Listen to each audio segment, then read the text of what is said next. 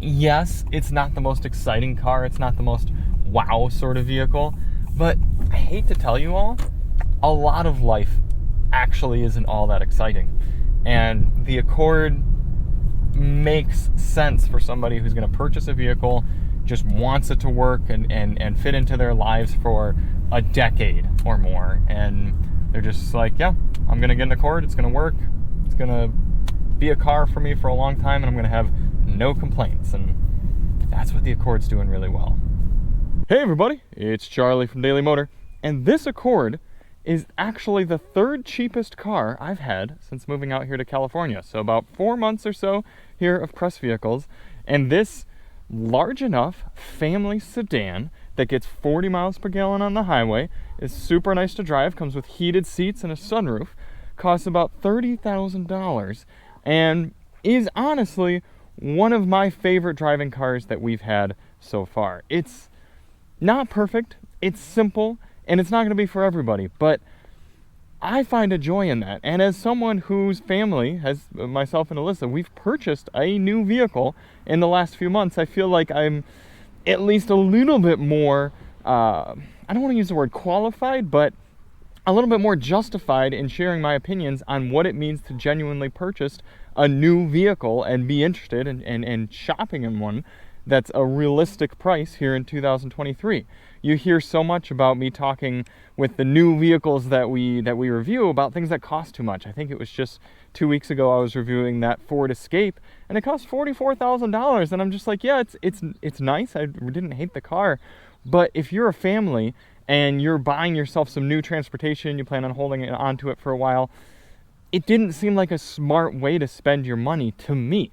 Whereas this has been getting the same fuel economy numbers that I got in the Escape. It's got more rear seat room than the Escape. Yeah, it's got less cargo area explicitly.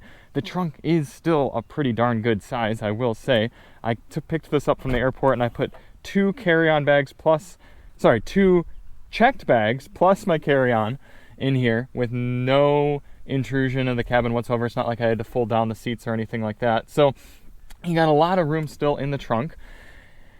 And this thing costs, what, $14,000 less than that Escape, and does most of the things similar. Yeah, the tech suite's not as advanced, but it's still got Apple CarPlay and Android Auto, so that's good. It's a simple engine. I don't know, man. This has worked for me. So we're going to go for a drive. We're going to talk about what the base powertrain is like here compared to the hybrid, because I've talked to a lot of colleagues and I've read a lot of reviews that sort of poo-poo this 1.5 liter turbocharged motor in here and say, oh, you got to go with the hybrid. But I do think there's a few reasons why they're wrong about that, but understandably wrong. So we're going to talk about that here in a moment. And it's also interesting that they'll poo-poo this motor, but then they'll get in a Civic Si and they'll sing its praises, or a normal Civic, they'll talk about how good it is. So we need to dig into that a little bit. So we're going to go for a drive. We're going to talk about the nice things about it. I do have a few qualms, so we'll talk about that too, but let's get to it. One last thing I will say before closing the trunk is you do have to remember that even though this is very low, I mean, this is really low. Usually crossovers, we're dealing with kind of mid thigh or so. This is about just above my knee, but there's still a big lip. So if you're pulling something like a dog food bag, 50 pounds or something like that, you're gonna have to get it up and over and kind of almost a deadlift, if you will. Looks are subjective. I think the new Accord is handsome, if not beautiful. To each his and her own. This Canyon something or other blue, Canyon Creek blue, I think it is. A pretty nice color. We've seen it on a lot of Honda products recently. Love seeing a capless fuel filler. Very easy to fuel up, and of course 87 octane. Something to consider if you're purchasing a new vehicle. Check this out. Very wide opening doors. We had, again, that Escape recently, and the door only opened about this wide or so. And it might not look like much on camera, but if you're putting a rear-facing car seat in here, that's going to be a big difference. And this, you could actually get it down, get it into your latch anchors there, and you've got a lot of room. I mean, this is a significant amount of knee room. People kind of forget that, yeah, we've got so many crossovers these days and everything like that, and crossovers are good for space and stuff, but I have not had this much legroom in a test vehicle in a really long time. I mean, we've got to go back to something like BMW 7 Series. So you'd be able to fit adults in here really comfortably, and again, rear-facing car seats that go back really far in that direction. You're going to have a ton of space, and the front passenger's not going to have to move their seat. In fact, you could put the baby right in the middle, where I believe is supposed to be the most safe space, and you're not going to have to adjust any of those seats, so that's good. However, if you are schlepping either babies or adults back here, you might be disappointed to see in this EX model, no air vents, not even any power points. So that is a bit of a bummer. Maybe you get them on the upper trim models. I'd have to check a review of the touring model, but that's a little bit of a disappointment. Let's take a quick look at the seat folding. Go back here in the trunk in case you do want to maximize your storage ability. Gotta pull those, bring it down, 60-40 split.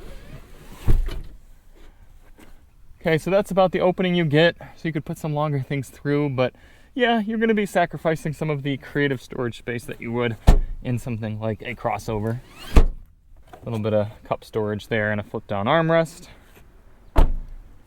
One thing before we get into the front, check out the sidewall on these bad boys. Yes, that is one of the beauties of these 17-inch wheels, is the big chunky sidewalls. That's going to save you from potholes, and it simply improves the ride quality. I've been driving this thing around and I'm like, oh yeah, this rides pretty well. It's amazing what some floaty air cushions can do for your ride quality instead of putting big old 19 or larger inch wheels on there and then ruining your ride. One of the best things about Hondas is the crispiness and the build quality. They're almost like a budget Audi when it comes to the satisfaction of pressing buttons. And I mean, listen to these ones. Ooh, yeah. I mean, that feels good, looks nice, and even these cloth seats, haven't minded them the whole week. Warm, cold, doesn't matter. They're still powered, and you still get lumbar adjustment, which I think is nice. Alyssa commented on these vent controls. She actually said they're very easy to direct air. She said in her Chevy Bolt, which she does quite like, she said it's difficult to direct the air just properly, whereas with these little nubs, you can flip them, or no, you can't rotate these ones. I thought you could, but you can at least get them, aim them right up to where you want the air. Very easy to do. Sitting down, this is my biggest qualm with the EX Accord, and I know it's going to sound petty, but this steering wheel is kind of rubber plastic material, and that's absolutely unacceptable in my eyes for a car in 2023. Why are you charging $30,000 for us to touch a rubber steering wheel? How much more would it have cost you to put in your leather, even if it were fake leather? Give us a leather steering wheel. The thing is, there's nothing you have to touch more regularly with your hands driving the car than the steering wheel. So I don't care if you've got rubber shifter, cheap feeling turn signals, cheap feeling door handle, all of those can be forgiven, especially forgiven, could be cheap materials around the cabin that you never really have to touch, like kind of around the doors or up here or something like that. I'm okay with all that. Give me a good feeling steering wheel, because that's going to characterize the very first test drive somebody ever takes, and it's going to characterize every single drive they make with the car. This doesn't feel like a premium product. A leather steering wheel would. I get it in something like our Ford Maverick that had a starting price of something like 24 grand, but in a $30,000 Accord, you could make the thing feel so much more premium by just having not a rubber plastic steering wheel. Other than that, some good storage spaces up here. No wireless device charging in this EX. You've only got wired Apple CarPlay and Android Auto, so that sort of justifies that there. Big center console for putting stuff. You guys all notice that center consoles are getting cheaper, though? We're not seeing any of those trays anymore. It's just simply a big bin. I'm kind of okay with it, but it's just something that I've observed recently. This is nice and squishy, so that's good. A little bit of cross-stitching even there, which, again, I would have given up the cross-stitching to just have a leather steering wheel. Starting it up, you do see we've got the smaller screen here. We've got a sound test on the 8-speaker sound system here in the EX, but this is a bit of a throwback to just a standard touchscreen audio system. I'd barely even call it infotainment, because you simply got phone, radio, media, and that's it. And then you can plug your device in and get some Apple CarPlay or Android Auto going. It's got to be wired into that USB-C port up there, so make sure you got an adapter. But dual zone climate control works very well. Nice physical controls, easy to manage in here. I appreciate that. Appreciate all the physical controls up here on the radio as well. Auto up and auto down windows in the front. I think that's pretty nice. I do find it interesting that Honda gives you a 10-inch digital screen for your gauges, which nobody really asked for in a car like this, but gives you a smaller screen in the center. I think that's a lot of people's biggest qualms with the most recent Hondas, the CR-V and the Civic. Maybe not quite so much the Civic, but definitely the CR-V and the Accord, is they're frustrated by the fact that in order to get what a lot of brands give you kind of in the mid-level trims, you gotta step all the way up to the top trim of the Accord. And I haven't fully made up my mind. I'm honestly okay with the infotainment in this car. I'm okay with the only just barely okay sound system. I'm really okay with the engine and powertrain. I think they work quite well. I admit there are a lot of features that are nice that I really like in the Touring model. I like the Google infotainment system. It works really, really well. I like the wireless CarPlay and the Android Auto. I like the Bose sound system, and I like that hybrid powertrain. But I also like saving $8,000 over that trim. So I'd be okay with this one. I really would.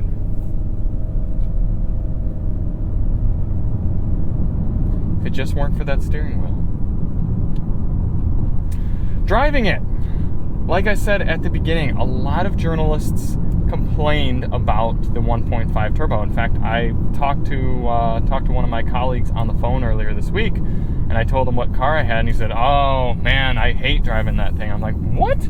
I've loved my time with it. I thought it was really, really nice. A very real world sort of powertrain." And what you all watching need to understand, I think I'm going to get a few more auto enthusiasts watching a video on an Accord here, so hopefully you can resonate with this a little bit.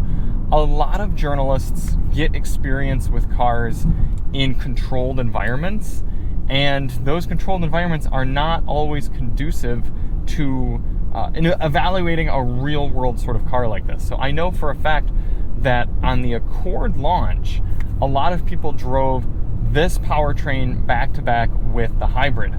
And Honda's new Accord hybrid is more powerful, it's smoother, it's just a general better driving experience. And that makes sense because they want you to pay more for that engine. But when you drive them back to back, all that's going to do is bring out it's going to make the 1.5T in this EX model seem worse. But in isolation, when just driving it like a normal car, this is a really great powertrain.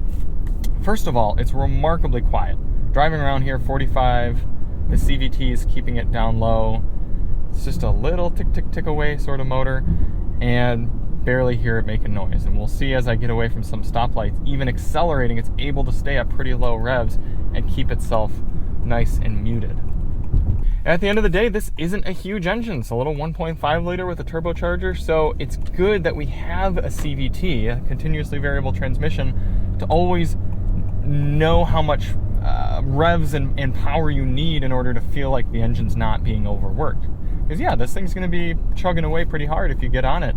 But unlike one of the manual transmission cars or a conventional automatic where you'd really hear it ringing through the gears, the CVT kind of keeps it under wraps and keeps it under control. I'm actually a really big fan of Honda's CVTs. Getting up to 55 here, leaning into it. Even when it revs up, $5,000 right there, the engine doesn't scream. It doesn't sound like it's being overworked. It really feels natural.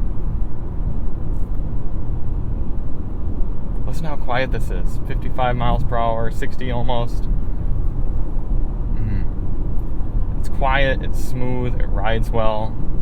And like I said, they're using this 1.5 turbo motor in a lot of different cars, so any issues that it's going to have are going to be quickly diagnosed and sort of mendable. And if it needs any parts or if it needs any sort of work, dealers are going to be really familiar with it. A lot of shops are going to be really familiar with it. And being such a small motor, there's going to be a lot of room to work around there in this fairly large full-size or mid-size family sedan engine bay. Not only is it a fairly smooth and easy powertrain to drive with, I've been getting remarkably good fuel economy. As I said, on our highway fuel economy test, we managed 40 mpg, but even around just mixed driving, I've been getting 36 to 37 according to the dash. So even if that's down 1 or 2 mpg in the real world, that's really good numbers for a vehicle that's this large and can comfortably carry 4 or 5 people without problem. Now, yes, if you're doing a lot of city sort of driving, you're going to see an advantage for the hybrid. And I would really like to drive an EXL hybrid, one that's got not the larger wheels, and see what sort of fuel economy that gets, because this is probably going to be better across the board. But this is pretty good. It's mid-30s for mixed driving. Pretty darn good number here. And what I'm even more excited about is, fittingly, we actually have a CR-V right behind us. I'm getting this swapped out for a 1.5 CR-V later today, so I'm really curious what this same powertrain is going to be like in crossover form, and where that delta is going to be for average fuel economy. Because if it's more than 5 miles per gallon or so, then I'm really going to harp on that and say, look, if you're doing a lot of driving and you're not regularly using the crossover elements of your vehicle, you might owe it to yourself to get a sedan, because you're going to see those benefits in fuel economy, not to mention the purchase price is often lower. One of the biggest accolades I can give the Accord is the fact that there's really not much I would change. If I'm sitting here and I'm trying to be nitpicky, and I'm thinking of some of my other reviews where I'd say, I'd change this, this is how you can improve the car. I'd put a different steering wheel on here, and other than that, everything I would want to improve on the car would simply be things that you'd get at a higher trim level, like the better infotainment and the better sound system. But keeping my price point in mind here, understanding that this is a $30,000 car and being realistic with what you can expect at that price, any of the nitpicky type of things virtually have evaporated. I mean, even my petty things. I've got handle right here. I've got sun visor that extends. Does it go all the way? Yep, goes all the way, covers the window right there. We've got blind spot monitoring. We've got safety features. We've got an easy shifter, even though, yeah, you could maybe find a more compact way to do the shifter. I have bumped it once accidentally. It'd be nice to see wireless CarPlay and Android Auto. Maybe that's something they can add in the future. But the auto stop start has worked well. The car drives well. It gets good fuel economy. The ergonomics make sense. We've got physical climate controls, physical audio controls, a nice, easy to read gauge and dash cluster, physical buttons on the steering wheel, power seat for the driver. You know, maybe give the passenger a power adjusted seat, but again, not that big of a deal. The Accord really does do it well. And yes, it's not the most exciting car. It's not the most wow sort of vehicle, but I hate to tell you all, a lot of life actually isn't all that exciting. And the Accord makes sense for somebody who's going to purchase a vehicle, just wants it to work and fit into their lives for a decade or more. And they're just like, yeah, I'm going to get an Accord. It's going to work. It's going to be a car for me for a long time, and I'm going to have no complaints. And that's what the Accord's doing really well. Out here on the highway, the Accord does what sedans do best. Quiet, smooth, bump absorption from the larger tires, easy driving. You've got the active steering assist, which helps keep you in the lanes. The adaptive cruise control on our highway test did decently well. There were a few times where a car or truck would be kind of close to our lane and the car would sort of freak out and slow down. I get it. Not a huge detriment, but maybe not quite as smart as some of the systems we've used. But man, even with these more basic seats, you get two-way lumbar adjustment, power controls. It's a nice place to be on the highway. And in our highway fuel economy test, we got 40 miles per gallon, so 3 better than the Touring that we tested back in Michigan. If you're doing a lot of highway driving, it still just makes sense to get yourself a sedan. They're comfortable, they're smooth, they're efficient. That's kind of what they're made for here in 2023. No frills, no gimmick. The Accord is simply an car. And hey, I think Honda still builds a pretty darn good car. So thank you all so much for watching. If you do want to see more on the Accord, check the link below. We've got a lot of coverage of the hybrid, and then all our usual coverage on this one, minus the infotainment test. I'm not shooting an infotainment review because, like I said, it's hardly an infotainment system. But I quite like this car, and it would be on my short list of new vehicles to buy. So thank you all so much for watching, and we will see you on the next one. I'm Charlie from Daily Motor, and as always, car on.